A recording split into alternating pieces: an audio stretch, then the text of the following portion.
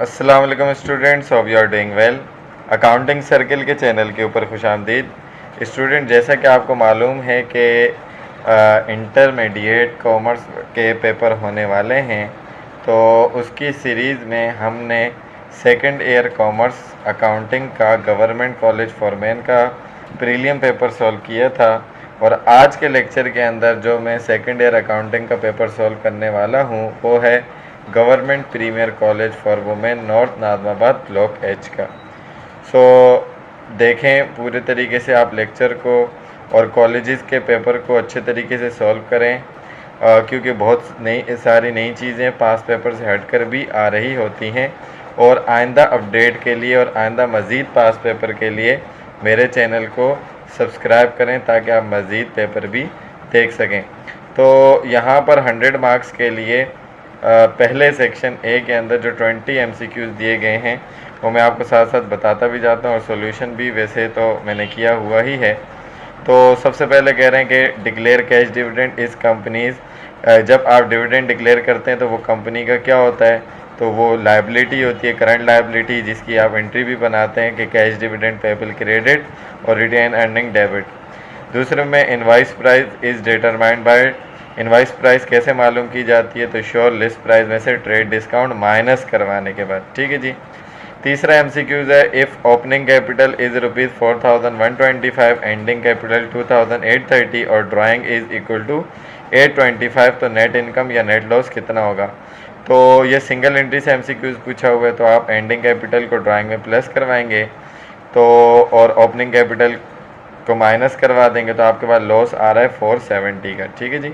तो इसको आप कंप्यूटेशन करके चेक भी कर सकते हैं साथ साथ। उसके बाद MCQs नंबर 4 में कह रहे हैं, in case of retirement of a partner, कि जब पार्टनर रिटायर होता है asset will be decrease, asset जो होते हैं वो डिक्रीज होते हैं, एंड और उसके अलावा क्या डिक्रीज होते हैं, क्योंकि जब पार्टनर जा रहा है तो पार्टनर एक ओनर है, ओनर इक्विटी का पार्ट है, तो इक्विटी भी डिक्रीज होगी। ठीक है ना। जब हम एसेट पे कर रहे होते हैं उसको कैश वगैरह या कुछ भी, तो एसेट में तो कमी आती है, तो इसी तरीके से इक्विटी में भी कमी आती है।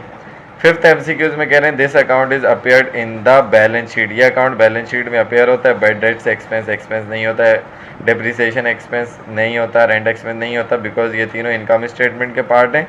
प्रीलिमिनरी एक्सपेंस जो प्रोमोटर को पेमेंट की जाती है वो एज एसेट कंसिडर की जाती है, तो उसको हम बैलेंस शीट में रिकॉर्ड करते हैं।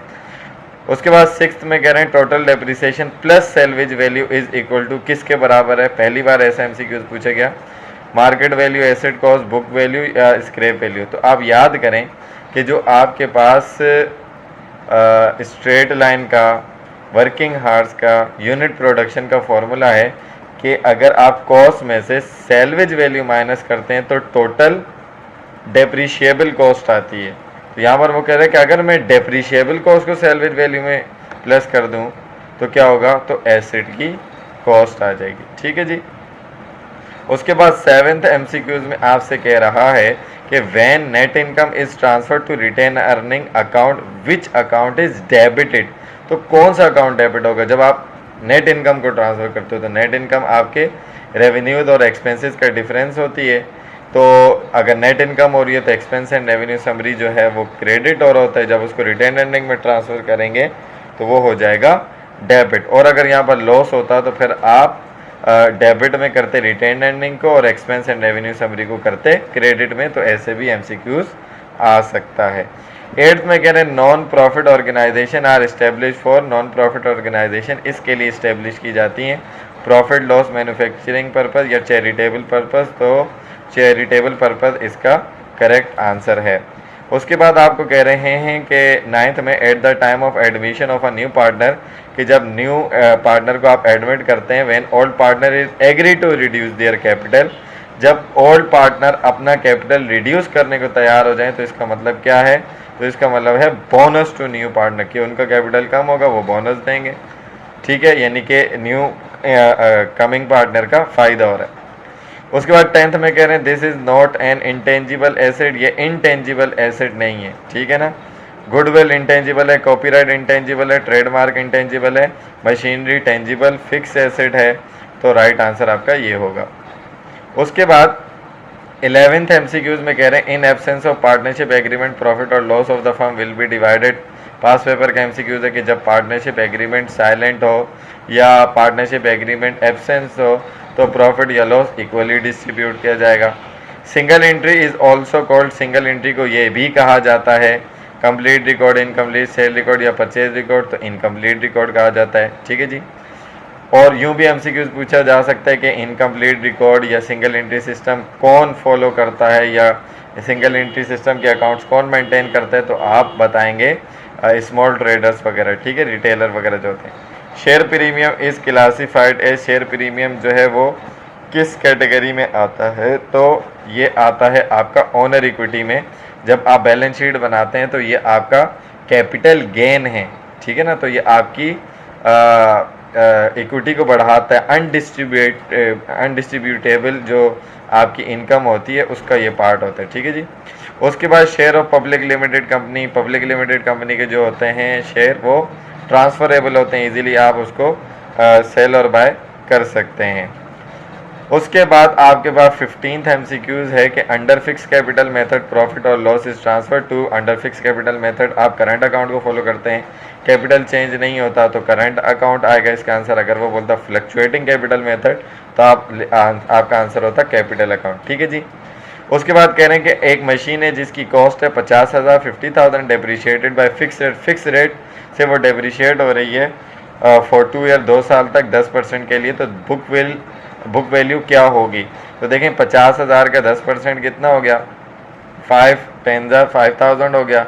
ठीक है, माइनस किया तो आपके पास जो है वो माइनस करेंगे, यानी कि 50,000 में से इसका 10% कितना आएगा, 5,000 आएगा, माइनस किया तो 45 हो जाएगा। और उसी रेट पे दोबारा आपने लगाया तो आपके पास दोबारा से 5,000 आएगा, 5 और 5 जो है वो आपके पास आ गया 10, तो 10 को 50 में से माइनस करवाया तो 40 बुक वैल्यू आ गई।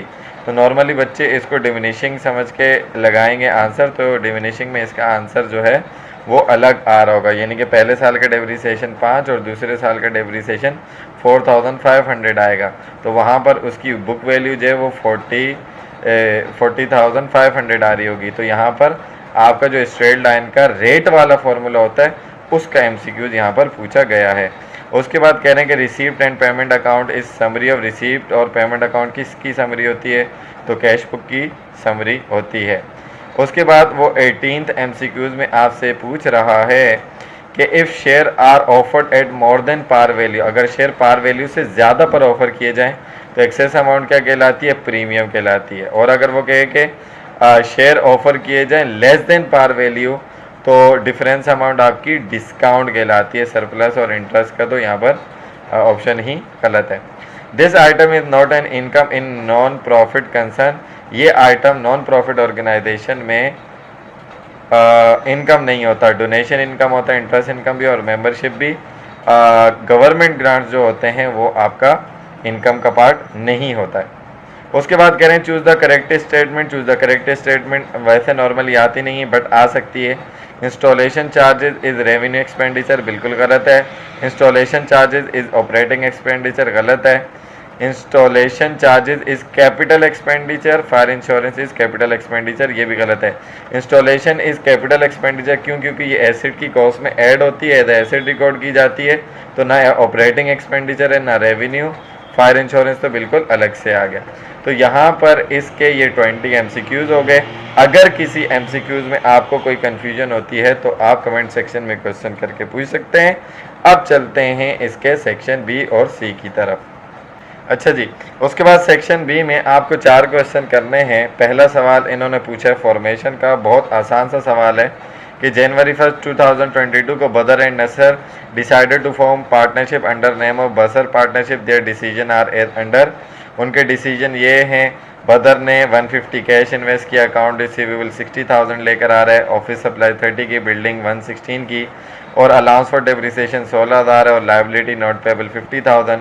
नसर जो है वो कैश इन्वेस्ट करेगा 1 लाख, ऑफिस सप्लाई 40, और बैलेंस जो है वो मर्चेंडाइज लेकर आएगा ताकि उसका कैपिटल बदर के बराबर हो जाए। एंट्रीज आपने दोनों पार्टनर की रिकॉर्ड करनी है और इनिशियल बैलेंस शीट भी बनाकर दिखानी है। बिल्कुल आसान सा सवाल है, ईयर 2022 में जो आपके पास सवाल आया था उससे मिलता जुलता सवाल है। तो here is the solution of this question. ये आपके पास जनरल एंट्रीज है कि बदर जो है वो कैश लेकर आया, account receivable, office supply, building में से बिल्डिंग जो है उसकी कॉस्ट में से आपने अलाउंस माइनस करवाया तो बुक वैल्यू 1 लाख आ गई, नोट पेबल लाइबिलिटी क्रेडिट, तो एसेट में से लाइबिलिटी इसकी माइनस करवाई तो बदर का कैपिटल आ गया 290। यानी कि नसर को भी इतना करना है, नसर जो है वो कैश ला रहा था 1 लाख, ऑफिस सप्लाईज जो है वो 140, तो 290 करना है। 290 में से 140 अभी का कैपिटल यानी कि कैश प्लस सप्लाई आपने प्लस किया, माइनस करवाया 290 में से, तो मजीद मर्चेंडाइज 290 करने के लिए वो 150 की लेकर आएगा। तो to record the investment of Badar, to record the investment of Nasar. बहुत ही आसान सा सवाल। उसके बाद आप बैलेंस शीट भी देख लीजिए। बैलेंस शीट में आपके पास कैश दोनों का ऐड हो जाएगा 250, अकाउंट रिसीवेबल 60, ऑफिस सप्लाई दोनों की ऐड 70, मर्चेंडाइज 150, तो टोटल करंट एसेट 530, बिल्डिंग कोई डेप्रिसिएशन नहीं तो 1 लाख का, तो टोटल एसेट हो गए 630, लाइबिलिटीज़ में नोट पेबल 50,000, बदर और नसर का कैपिटल दोनों का बराबर 290 तो टोटल आ गया 630। तो ये आपका पहला सवाल था जिसको मैं जल्दी से बताऊंगा। अगर इसमें आपको कोई भी कन्फ्यूजन हो तो आप आसानी से कमेंट सेक्शन में क्वेश्चन करके पूछ सकते हैं, मेरे व्हाट्सएप पर पूछ सकते हैं, इसमें कोई मसले वाली बात नहीं है। उसके बाद चलते हैं हम अपने सेकंड क्वेश्चन की तरफ। सेकंड क्वेश्चन जो आपसे पूछा गया है जनाब वो है accounting for non profit concern का। ये भी पास पेपर से ही लिया गया है, ठीक है जी। और इसके अंदर आपको इनकम और एक्सपेंडिचर अकाउंट बनाना है। Following is the receipt and payment account of AB sport club for the year ended December 31, 2022। Receipt and payment में कैश का बिगिनिंग बैलेंस है, मेंबरशिप फीस है, डोनेशन है, सब्सक्रिप्शन है, रेंट इनकम है, purchase of equipment है, asset है, salaries expense, utilities expense और अदर एक्सपेंसेस हैं। प्रीपेड सैलरी है यानी कि सैलरीज एक्सपेंस 50 था, 20 उसमें से कम हो जाएगा। अक्रूड यूटिलिटीज़ हैं, यूटिलिटीज़ एक्सपेंस में ऐड हो जाएगा। Depreciation expense newly expense appeared हुआ है और अक्रूड मेंबरशिप फीस 10,000 है तो मेंबरशिप फीस में ये ऐड हो जाएगा। इनकम और एक्सपेंडिचर अकाउंट बनाना है तो here is the solution of AB sports club income और एक्सपेंडिचर अकाउंट के सैलरीज एक्सपेंस 50 माइनस क्योंकि 20 प्रीपेड हो गया था तो 30 एक्चुअल आया। यूटिलिटीज़ 20 था, 5 जो है मज़ीद अक्रूड हुआ तो 25 हो गया। अदर एक्सपेंस 1 लाख, डेप्रिसिएशन 8 तो टोटल करवाया, टोटल एक्सपेंसेस 163। इनकम में मेंबरशिप 93, 10 मज़ीद बढ़ गया 1 लाख हो गया। Donation as it is 50, subscription 120, rent income 50 तो टोटल आ गया 320। तो excess of income over expenditure है, डिफरेंस निकालो तो सरप्लस आपके पास 157,000 का आ गया। उसके बाद आपसे जो थर्ड क्वेश्चन पूछा है वो थर्ड क्वेश्चन है पार्टनरशिप लिक्विडेशन का। ये भी बहुत ही आसान सा सवाल है। Following is the balance sheet of Siddiqui brothers. Pass paper का सवाल है। सिद्दीकी ब्रदर की बैलेंस शीट में कैश 50 है, अदर इस एसेट 150,000 के, अकाउंट पेबल 40,000।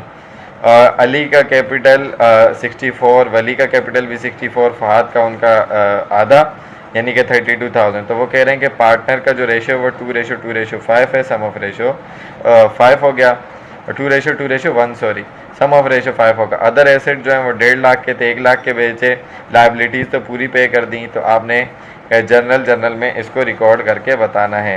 तो इसका सॉल्यूशन जनाब ये रहा आपके सामने कि आपने 150 का एसेट बेचा, क्रेडिट हो गया, कैश 1 लाख का कैश डेबिट हो गया, डिफरेंस निकाला 50,000 का लॉस। उसके बाद सेकंड स्टेप में आपने लाइबिलिटीज़ पे की, लाइबिलिटी का मुझे डेबिट, कैश आपका हो गया क्रेडिट।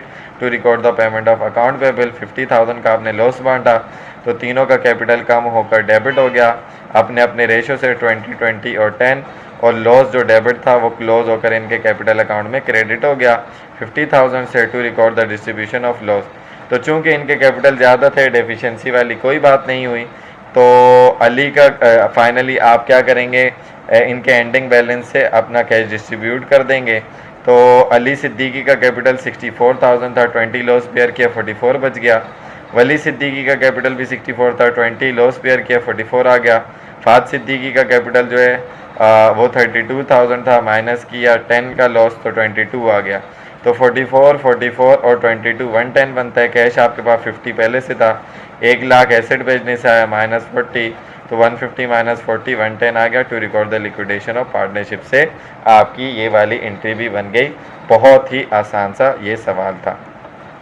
उसके बाद फिफ्थ क्वेश्चन जो है वो आपसे पूछा गया सिंगल एंट्री का। नॉर्मली पास पेपर के अंदर अगर आप देखेंगे तो इसको मैं थोड़ा सा बड़ा कर देता हूँ। नॉर्मली पास पेपर में आप देखेंगे तो पहला ही सवाल सेक्शन बी के अंदर नॉर्मली ज़्यादातर सिंगल एंट्री का देखा गया। तो बहुत आसान सा सवाल है, ये भी पास पेपर का है। Mister Khan started his business on April 1, 2022।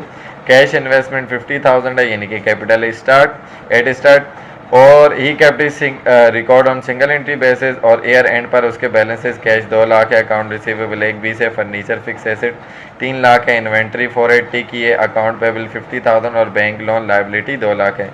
Additional information आपको दे रहा है, मिस्टर खान की एडिशनल इन्वेस्टमेंट 2 लाख है, उसने यूटिलिटी अपने घर के लिए पर मंथ पे की हैं। तो अप्रैल से दिसंबर अगर जाएगा तो 5,000 को मल्टीप्लाई करवाना पड़ेगा। अक्रूड सैलरीज हैं, यानी कि सैलरीज और सैलरीज की एक्सपेंस तो हो गया, लेकिन लाइबिलिटी है पे नहीं किया, इस वजह से। Interest on bank loan, bank के ऊपर इंटरेस्ट है। प्रीपेड रेंट है और आपने प्रॉफिट और लॉस स्टेटमेंट बनाकर दिखानी है। बहुत ही आसान सा क्वेश्चन है ये। इसका सॉल्यूशन मैं आपको बताता हूँ। सबसे पहले आपको कैपिटल एड स्टार्ट तो था, कैपिटल एट एंड निकालना पड़ेगा। आपने तमाम एसेट को एंडिंग के ऐड करवाया तो 11 लाख बना, लाइबिलिटी माइनस करवाया तो कैपिटल एट एंड 850,000 आ गया। मिस्टर खान की statement of profit and loss आपके सामने मौजूद है। कैपिटल एट एंड में से कैपिटल एट एंड 850, ड्राइंग आपकी 5,000 मल्टीप्लाई बाय 9, क्योंकि अप्रैल टू दिसंबर था, पर मंथ 5 था तो 45, तो टोटल आ गया 895। Capital eight start 50,000, additional investment जो है वो आपके पास 2 लाख है, प्लस करवाई 250, 895 में से 250 माइनस करवाया तो ग्रोस प्रॉफिट या अनएडजस्टेड प्रॉफिट 650 आ गया। ऑपरेटिंग एक्सपेंसेस में सैलरी एक्सपेंस 10,000 और इंटरेस्ट एक्सपेंस 20,000 है, टोटल किया 30 माइनस किया तो ऑपरेटिंग प्रॉफिट 615 आ गया। एज अदर इनकम, क्योंकि प्रीपेड है वो एक्सपेंस नहीं हो, उसने आपके एक्सपेंस को कम किया तो आपके प्रॉफिट को बढ़ा दिया, कॉन्ट्रा वाला काम किया। नहीं तो आप ऊपर ये माइनस करवाते हो, आपके एक्सपेंसेस कम हो जाते तो यहाँ पर ये ऐड हो जाता। तो उस तरीके से भी करके देख सकते हैं। तो फाइनली आपकी 615 में 65 प्लस किया तो 680 की नेट इनकम आपके सामने आ गई। तो ये सिंगल एंट्री का क्वेश्चन आपको बहुत आसान सा दिया हुआ था। उसके बाद चलते हैं नेक्स्ट क्वेश्चन की तरफ, और नेक्स्ट क्वेश्चन आपको दिया हुआ है रिटेन अर्निंग अकाउंट का। सो रिटेन अर्निंग का सवाल भी आपका बहुत आसान सा सवाल है। कह रहे हैं कि Sana company limited as following share holder equity in balance sheet. उनकी बैलेंस शीट इक्विटी का पोर्शन दिखाया हुआ है सना कंपनी लिमिटेड का, जिसमें वो कह रहे हैं कि ऑथराइज कैपिटल आपका 1 लाख शेयर है, 1 लाख शेयर है और 1 शेयर 10 का है, तो 10 लाख टोटल ऑथराइज कैपिटल हो गया। इशूड, उसमें से आपने 50,000 शेयर इशू किए हैं, जिसको issued and paid up capital भी कहा जाता है, और ये 50,000 है। और रिटेन अर्निंग पहले से आपके पास जो अनएप्रोप्रिएटेड भी लिखा हुआ था वो 6 लाख है, और नेट इनकम इस साल की 4 लाख दे रहे हैं। और ये डिसीजन आपके लिए गए हैं सना कंपनी लिमिटेड के बोर्ड ऑफ डायरेक्टर की तरफ कि आप 10% डिक्लेयर करेंगे कैश डिविडेंड, जो कि इशूड और issued and paid up capital के ऊपर डिक्लेयर होता है। 50,000 आप कॉन्टिजेंसीज के लिए जो है वो अप्रोप्रिएट करेंगे, 25,000 सिंकिंग फंड के लिए और 80,000 बिल्डिंग एक्सटेंशन के लिए। स्टेटमेंट ऑफ रिटेन अर्निंग बनानी है। बहुत ही आसान सा सवाल है। चलते हैं इसके सॉल्यूशन की तरफ। Question number 6, Sana company limited statement of retain earning for the year ended December 31, 2021। तो रिटेन अर्निंग ओपनिंग पहले से आपके पास 6 लाख थी, नेट इनकम आपके पास 4 लाख, प्लस किया तो टोटल हो गई 10 लाख। उसमें से जो आपने अप्रोप्रिएशन की, सबसे पहले कैश डिविडेंड शेयर कैपिटल के ऊपर जो है 5 लाख था, उसके ऊपर परसेंटेज 10% 50 आया। Reserve for contingencies 50, reserve for sinking fund 25,000, reserve for building extension 80। Total dividends and appropriation जो है या रिजर्व कह लें वो 2,05,000 आया, माइनस किया तो रिटेन अर्निंग एंडिंग आपके पास कितना बैलेंस बच गया, 7,95,000। बहुत बहुत आसान सवाल था। उसके बाद आपसे सवाल पूछा गया है नेक्स्ट, जो 7th क्वेश्चन है सेक्शन बी का, वो बहुत छोटा सा सवाल पूछा, issue of shares and debenture का। पहला केस 15,000 शेयर इशू किए, 10 का एक 15 पे कैश के लिए तो प्रीमियम होगा। आपने इक्विपमेंट खरीदा 1.5 लाख का और sufficient number of share issue किए 10 के। अभी मैं आपको बता दूं कि नंबर ऑफ शेयर कैसे निकलेंगे। फिर थर्ड केस में कह रहे कि इशू किए कंपनी ने 2000 शेयर 10% वाले, 5 साल के लिए 100 रुपये का 98 पर रिडीम होगा, वापस रीपरचेज होगा 102 पे। फिर आपने चौथे केस में फर्नीचर खरीदा 4 लाख रुपए का और इशू किए 5,70,000 शेयर 10 रुपये का एक, और फिर आपने 10,000 पे किए हैं सर्विसेज ऑफ प्रमोटर के बदले में। तो आपने जनरल एंट्रीज बनानी है और कंप्यूटेशन लाजमी शो करवानी है। तो चलते हैं इसके सॉल्यूशन की तरफ। ये आपके सामने जनरल एंट्रीज मौजूद हैं। तो सबसे पहले उसने कैश के लिए 10 वाला शेयर 15 में इशू किया तो कैश डेबिट हो गया, 15,000 मल्टीप्लाई बाय 15 225 हो गया। शेयर कैपिटल आपका बढ़ गया। तो शेयर कैपिटल पहले भी बता चुका हूँ, नहीं तो आप मेरा शेयर डिवेंचर का लेक्चर देख सकते हैं कि शेयर कैपिटल हमेशा अपनी पार वैल्यू से रिकॉर्ड होगा। 15,000 मल्टीप्लाई बाय 10 तो 150। शेयर प्रीमियम जो कि एक्स्ट्रा जो आपका कैपिटल गेन है वो पर शेयर 5 रुपये है, 75,000 आ जाएगा to record issued 15,000 share at premium for cash. उसके बाद आपने इक्विपमेंट खरीदा 1.5 लाख का, शेयर इशू किए तो शेयर कैपिटल तो क्रेडिट होगा। तो हमेशा आपके पास जब पार वैल्यू गिवन होगी तो कॉस्ट को उससे डिवाइड करेंगे, मार्केट की वैल्यू गिवन होगी तो मार्केट वैल्यू को। बहरहाल मार्केट वैल्यू नहीं थी, पार वैल्यू थी, डिवाइड किया तो 15,000 शेयर 10 वाला एक इशू करोगे for the consideration of purchase of equipment. तो 1.5 लाख के ये शेयर इशू कर दिए to record issued share in consideration of equipment. उसके बाद आपने डिवेंचर इशू किया। उसने कहा कि 100 वाला डिवेंचर आपने 98 का इशू किया तो कैश आपके पास 2000 मल्टीप्लाई बाय 98 196 आ गया। तो इसका मतलब पर शेयर आपको 2 रुपये का डिस्काउंट, तो डिस्काउंट आपका कैपिटल आपका लॉस होता है। तो डिस्काउंट ऑन डिवेंचर जो है वो 2 रुपये पर शेयर, तो ये आ गया 4000। और 10% डिवेंचर पेबल शेयर कैपिटल की तरह ये भी अपनी पार वैल्यू से क्रेडिट होगा 2 लाख, तो 196 प्लस 4 2 लाख, और 2 लाख आ गया। तो 5 साल के बाद ये वापस आएगा कितने का, 102 रुपये का। तो आप वो लॉस को भी अब इसके पास रिकॉर्ड करोगे, यानी कि 2 रुपये इजाफी आपको देने पड़ेंगे। Loss on redemption 2000 multiply by 2 4000 आ गया। वैल्यू भी उसकी बढ़ रही है तो वैल्यू को भी आप रिकॉर्ड करोगे। Premium on redemption 2000 multiply by 2 तो 4000 आ गया।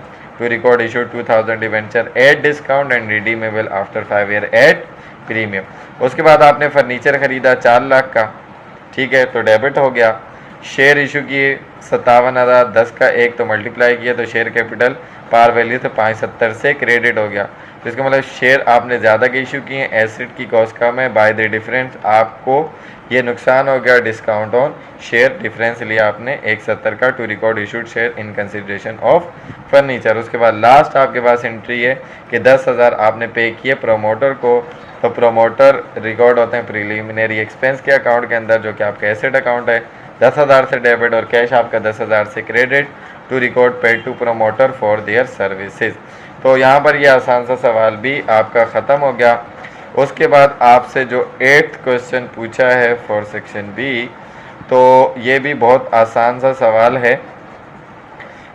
Distribution of profit and loss का पार्टनरशिप का कह रहे हैं कि mister A B and C 3 partner हैं, प्रॉफिट और लॉस अपने कैपिटल के अकॉर्डिंग शेयर करेंगे। उनका कैपिटल 2 लाख 3 लाख और 1 लाख है तो 2:3:1 आ जाएगा। ए और बी बोनस रिसीव करेंगे 20,000 एक, सैलरी तमाम पार्टनर को मिलेगी 10,000 पर मंथ और इनिशियल कैपिटल्स के ऊपर 5% सबको इंटरेस्ट मिलेगा। नेट प्रॉफिट इस साल का 50,000 हुए। इनकम डिस्ट्रीब्यूशन समरी बनानी और जनरल एंट्रीज भी आपने रिकॉर्ड करके दिखानी है। तो सबसे पहले डिस्ट्रीब्यूशन समरी बनाते हैं, फॉर्मेट आपके सामने मौजूद है। तो पर्टिकुलर मिस्टर ए बी और सी टोटल और बैलेंस तीनों के कैपिटल शो करवाए 2 लाख 3 लाख 1 लाख, तो टोटल बन गया 6 लाख। नेट प्रॉफिट शो करवाया 50,000, बोनस ए और बी को जाएगा 20 और 20 ईच, तो ये 40 आ गया। 50 में से 40 माइनस किया तो बैलेंस रह गया 10। सैलरी जाएगी तीनों को 10,000 पर मंथ, तो मल्टीप्लाई किया 12 क्योंकि मंथ वगैरह का कोई डेट और टाइमिंग आपको नहीं दी हुई है, तो मल्टीप्लाई बाय 12 किया, तीनों का 120 तो टोटल किया 360। 10 बैलेंस था, 360 पे करना था, तो 350 से आप आ गए नेगेटिव में। उसके बाद इंटरेस्ट मिलेगा इनके कैपिटल के ऊपर, तो 2 लाख का 5% 10,000, 3 लाख का 5% 15,000, 1 लाख का 5% 5,000, तो टोटल हो गया 30।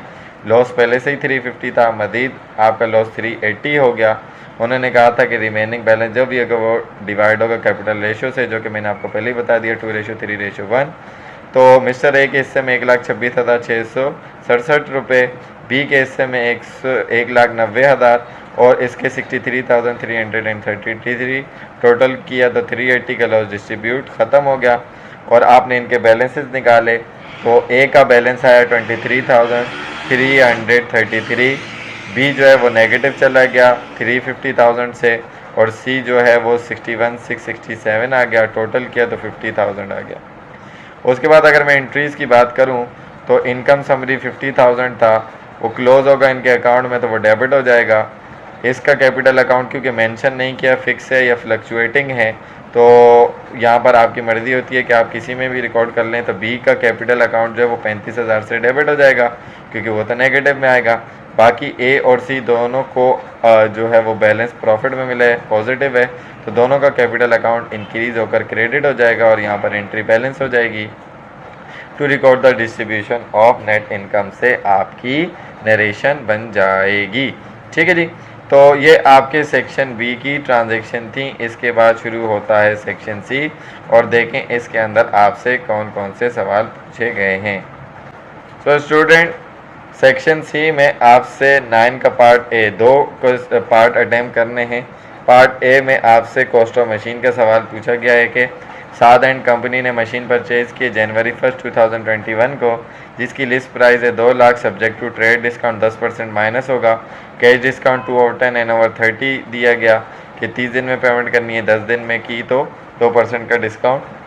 पेमेंट जो है डिस्काउंट पीरियड में की तो ये भी माइनस होगा, कंपनी ने ये खर्चे किए, ट्रांसपोर्टेशन ऐड होगा क्योंकि कैपिटल एक्सपेंडिचर है, इंस्टॉलेशन भी, लोडिंग एंड अनलोडिंग भी, रिप्लेसमेंट ऑफ पार्ट आपने पूरा रिप्लेस कर दिया, और फायर इंश्योरेंस रेवेन्यू एक्सपेंडिचर है, ये ऐड नहीं होगा, और इंश्योरेंस इन ट्रांजिट भी रिक्वायर्ड में। नेट कॉस्ट ऑफ मशीन बतानी और मशीन का टी अकाउंट भी बताना है। तो इसका सॉल्यूशन आपके पास जनाब यहाँ पर है कि लिस्ट प्राइस आपके पास 2 लाख की थी, ट्रेड डिस्काउंट 10% माइनस करवाया तो इनवाइस प्राइस आ गई 180, पेमेंट टाइम पर कर दी थी तो कैश डिस्काउंट 180 का 2% 3,600, तो नेट कैश प्राइस आ गई 176,400। कैपिटल एक्सपेंडिचर में transportation, installation, loading unloading, replacement of part और इंश्योरेंस इन ट्रांजिट ऐड करवाया तो टोटल कैपिटल एक्सपेंडिचर 44,200 आया, प्लस करवाया तो कॉस्ट ऑफ मशीन 220,600 आ गया। ठीक है जी। उसके बाद इसका अगर हम टी अकाउंट बनाएं तो आपने देखें मशीन जो नेट कैश पर ख़रीदी है सॉरी इनवाइस प्राइस पर ख़रीदी है वो 180 की ख़रीदी है, ठीक है ना, इतने का उधार था, और बाकी के आपके जितने एक्सपेंडिचर थे वो इनकर्ड किया। ये जो कैश डिस्काउंट है इसको आप मशीन के अकाउंट में क्लोज कर देते हो तो मशीन क्रेडिट होती है, जिसकी वजह से कैश डिस्काउंट मैंने यहाँ क्रेडिट में रिकॉर्ड किया है। तो टोटल किया डेबिट साइड का टोटल 224,200 आया और कैश डिस्काउंट 3,600 है, तो माइनस किया तो बैलेंस BDCD आपका कॉस्ट ऑफ मशीन वाला आया 2,20,200 2,20,200 रुपये से। ठीक है जी, तो ये आपका पहला पार्ट है जो कि सॉल्व हो गया। इसके बाद सेकंड पार्ट जो आपसे पूछा गया है वो भी आपका डेप्रिसिएशन का पूछा गया, लेकिन बहुत आसान है। पार्ट बी में कह रहे हैं कि Zahid and company machine purchase की 2.5 लाख की तो कॉस्ट होगी, लेकिन जून 1, 2021 को इसकी स्क्रैप वैल्यू 70, सैलवेज वैल्यू कह लें, लाइफ जो है वो 6 साल है। डेप्रिसिएशन कंप्यूट करने 3 साल का स्ट्रेट लाइन मेथड से डेप्रिसिएशन कंप्यूट करने आपने 10% डिमिनिशिंग बैलेंस मेथड के रेट से 3 साल के लिए, और डिमिनिशिंग बैलेंस मेथड से आपने टी अकाउंट भी इसका बनाकर दिखाना है। ईयर एंड नहीं बताया हुआ तो इसको दिसंबर ही कंसिडर करेंगे, जून से दिसंबर आपके बन जाएंगे 7 महीने पहले साल के डेप्रिसिएशन के। तो इसके सॉल्यूशन की तरफ चलते हैं। सबसे पहले आपका स्ट्रेट लाइन मेथड, आपका formula annual depreciation is equal to cost minus scrap value divided by useful life in years. तो कॉस्ट आपके पास 250,000 माइनस स्क्रैप वैल्यू, तो ये आपके पास आ जाएगी 180 की डेप्रिशिएबल कॉस्ट डिवाइडेड बाय 6, तो 30,000 एनुअल डेप्रिसिएशन। 3 साल का निकालना है तो पहले साल 2021 के जून में ख़रीदा, 30 बाय जून से दिसंबर 7 महीने, तो आपके पास डेप्रिसिएशन पहले साल का आ गया 17,500। तो बाकी दोनों सालों के लिए पूरा साल इस्तेमाल की तो 30 बाय 12 डिवाइडेड बाय 12, तो 30, और 2023 का भी 30,000 डेप्रिसिएशन आ जाएगा। उसके बाद डिमिनिशिंग बैलेंस मेथड की अगर हम बात करें तो आपके पास air cost multiply by rate depreciation expense accumulated depreciation, और फिर आखिर में book value cost minus accumulated depreciation होता है। डिमिनिशिंग बैलेंस मेथड के अंदर आप स्क्रैप वैल्यू को कंसिडर नहीं करते।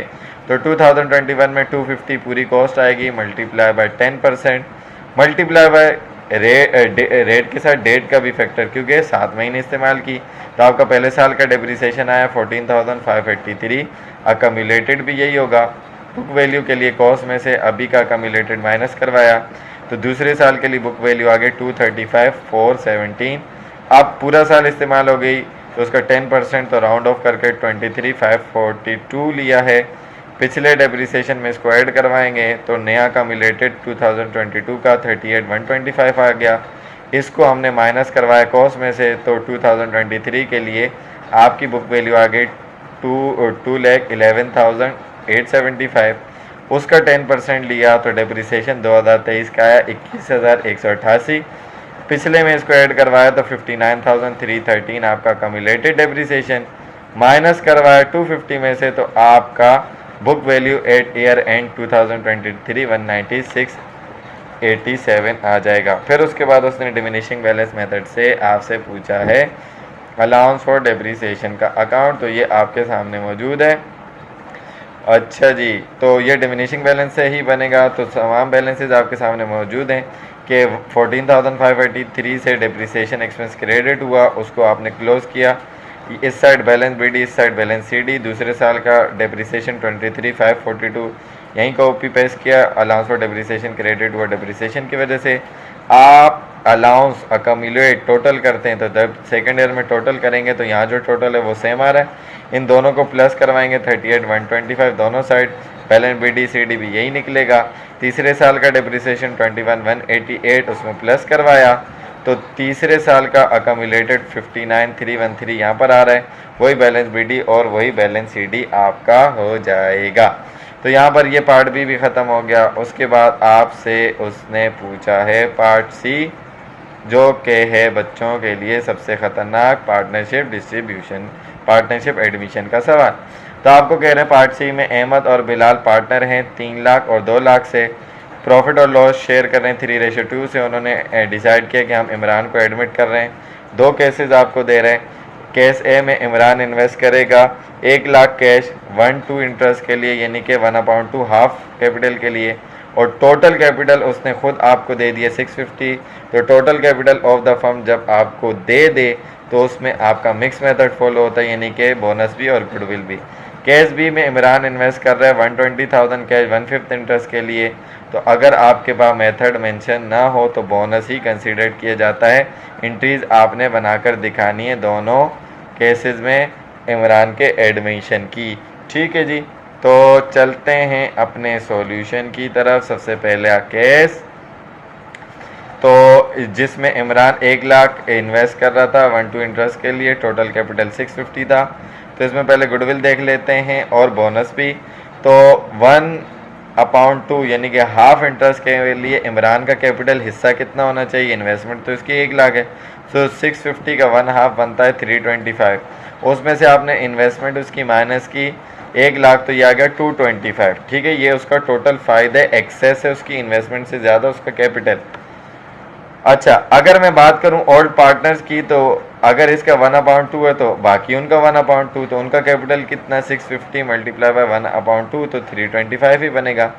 जबकि इमरान के एडमिशन से पहले ओल्ड पार्टनर का कैपिटल कितना था 3 लाख प्लस 2 5, जबकि हिस्से के मुताबिक कितना बनता है 325। डिफरेंस लिया तो उनको नुकसान हो रहा है। जब ओल्ड पार्टनर को नुकसान हो रहा है तो फ़ायदा किसका? न्यू पार्टनर का। तो बोनस हुआ 175 का। तो टोटल उसको जो फ़ायदा हो रहा है, किसको? इमरान को 225 का हो रहा है। उसमें से बोनस 175 का डिफरेंस लिया तो बाकी की 50,000 की उसको हो रही है गुडविल। तो पहले केस की एंट्री हम यहाँ पर बना लेते हैं कि वो कैश ला रहे 1 लाख डेबिट, गुडविल 50,000 से डेबिट, बोनस उसको हो रहा है तो दोनों पार्टनर अपने अपने रेशो से देंगे 175/3/5 तो 1.5 और बिलाल भी देगा, उसका कैपिटल कम हो जाएगा 70,000 और इमरान का कैपिटल क्रेडिट 325 से।